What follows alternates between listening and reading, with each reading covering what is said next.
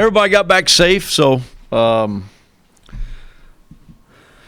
safe from L.A. and looking forward to start practice. I think the USC game was a learning experience for all of us. But biggest thing is we got some things we got to work on. I think we're pretty close to being a lot better team than we've been in a long time, and we just got to tweak some things and work on some things. Specifically, we got to work on our screening.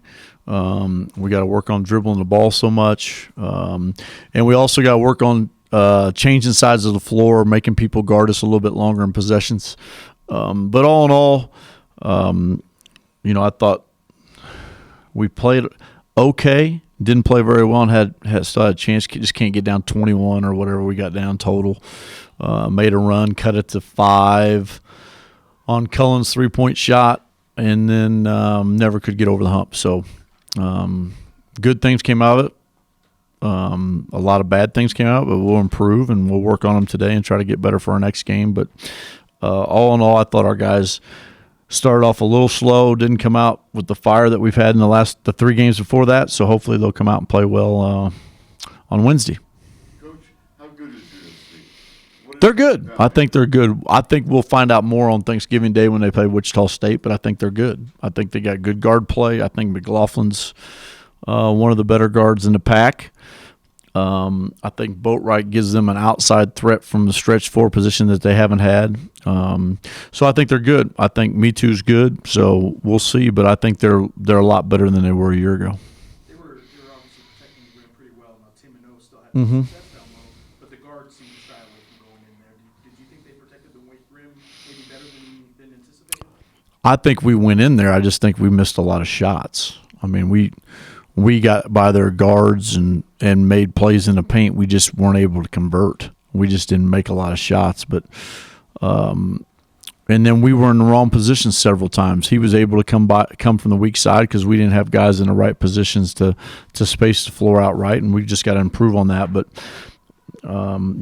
he's a good shot blocker, and they're a big team, and I thought anytime you get 30 more shots and 23 offensive rebounds, you got a chance to win, but we just didn't guard them. The correctable things that you talked about, is that stuff you would have expected from a team that have so many players come together? Yeah, I mean, it's little things. It's like helping out, blocking out. It's fundamental things, Are you jumping to the ball? Are you spacing the floor out offensively? Are you screening?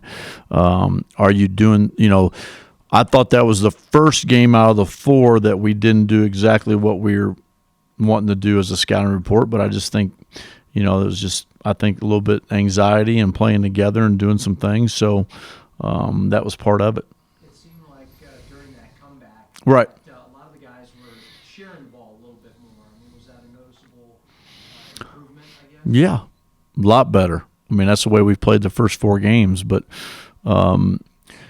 we did some analytical things on there, and it's not very positive. I mean, if you look at, there's a couple of our guys that if you take the half court, if you go from half court on to the main goal, and we did analytics, and that's a big thing of our game now, we got guys on our team that have dribbles per minute more than LeBron James, who's the highest in the league. So that'll be corrected. There were a lot of minutes for Tim and a lot. Right. No, I think I'll get those other guys some minutes. I just didn't think it was the right time. Plus, when those guys are playing so well, you just don't want to take them out of the game. And I think Tim got a little gassed, and I think O can play all day. O usually doesn't get taken out of the game unless he makes a mental mistake. So he can play all day. He can run all day. Tim's got to get in better game shape, and I think he knows that. Is one of the keys this week or Wednesday specifically getting off to a hot start to avoid going so low like you guys did? Yeah, I just think that we came out in the other games and got off to a good start. I thought that game we didn't. If you look at it, though, we were up 8-5. I mean, we had a good start, a good flow, and then all of a sudden we took 3 or 4 bad shots and we made some bad decisions, and they got out and run out. The only time they can really, really hurt you is in transition, and we were trying to limit that. And when you take bad shots or where you take quit shots, or it's, there's always the theory or the statement, no surprise shots, no surprise passes. And when you surprise your teammates and take some shots that we take, then your transition defense isn't going to be very good. playing here is obviously different than playing almost anywhere else, but New Mexico State is still the environment. Was that environment at USC in any way a challenge? You guys have struggled with past at San Jose State even. We if you recall, and I don't know if you were with us then. I don't think you were a writer then. Were you with us last time we were in there? USC? Yeah. No. 43-41. That was, twice as much. Then. For, Have the attendance? no. The score 43-41.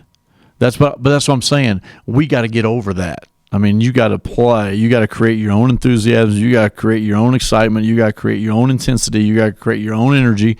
And we didn't do that. I think it had a factor, but we can't. We got to get better than that. And obviously not blaming that then. No, there's not. That's not an excuse. It does have a because we're blessed. I mean, we play in front of our fans, and I'm not.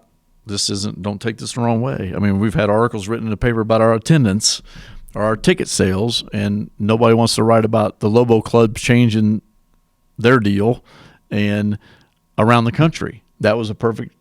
That's why I told our guys, you got to be thankful for what we have. Our fans are awesome. Our fans come and support us, and thankful we don't have to play in that environment. I didn't even pay attention to their DJ. Sorry. Your scores each of the last couple games. I mean, somebody different. Does that Right. go to the depth that you talked about? Well, I just think it depends on how people play us. If people play us a certain way, then I think there's a chance that our inside players will score more points. We just got to get more, I thought Joe played really, really well. I thought I just should have got him in for more minutes. I thought he played really well. I thought he was very confident. I thought he gave us some good minutes. He just should have played more. But I thought Tim was in a good role, and then maybe should have got him in for a little bit. But they were playing so well, it's hard to take them out, like I said. But it's going to depend, JP, on how people play us. If people try to take away our guards or they're not shooting the ball well, then hopefully our inside play. But happy the way those guys are playing, happy the way we're offensive rebounding, and we just got to shoot the ball better. Are you happy with the pace of play that you've had? Yeah, I think we had 74 possessions last game. So I think it's better. I think our flow's a little better. I don't think our ball movement was terrific our last game. I think it's been really good early. I think we shared it, played very unselfish. I don't think our guys were trying to play selfish. I just think we didn't have very good ball movement. And that's what I mean. Ball movement meaning changing sides of the floor, make them guard on the second side, make them guard on the third side. When we did that, if you watch in our comeback, we did that 3 or 4 times. We got layups or we got wide open shots. And if we can do that and make people play us, then we're hard to guard.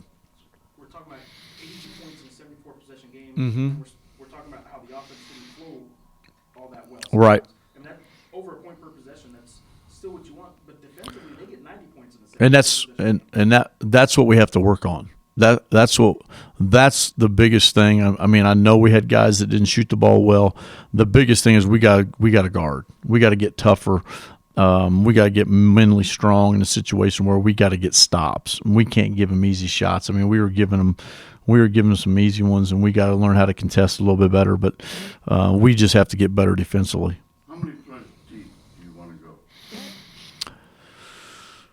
I don't want to go more than 8 or 9, but I mean, we got 10 guys. Here's the problem with our team right now. If you look at our team, Sam's played in spurts. He's our starter.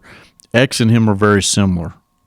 And if they don't give you anything offensively, then you got to look for that. Well, Dane hasn't shown that he can do that. Not yet. He's had chances, but he hasn't shown that yet. That's one reason why I recruited him, because I thought he'd be a perimeter shooter. I thought he would do that stuff. I think he still can. But that's why I had him. So if one of them's not going and I give somebody a chance, then I got to give another guy a chance.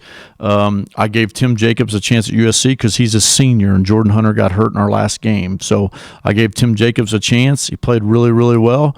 But again, I mean, he gave us 8 assists, but they're all jump shots late. It's not, he's still offensively, he's still got to give us. I've seen that song and dance before with those guys. I know what they can do. I've been through that a year ago. So I just have to get more punch offensively about guys making baskets off the bench. So you didn't actually play Jordan mostly because of the sprained ankle? I played him a little bit. I was going to give him a chance there, but he had a sprained ankle from the last game, so that's why I put Tim in first. But I put Tim in first. I was going into that game with that anyway because he's a senior. He's been there before, and it's one of those things. And I thought he did a nice job. Nicholls State does have a 6'10" and a 7-footer. Two big guys. I don't know how good they are, but they do have two big guys. Mhm. Is that something that you welcome after a game with a bunch of guys, not USC, but the other games?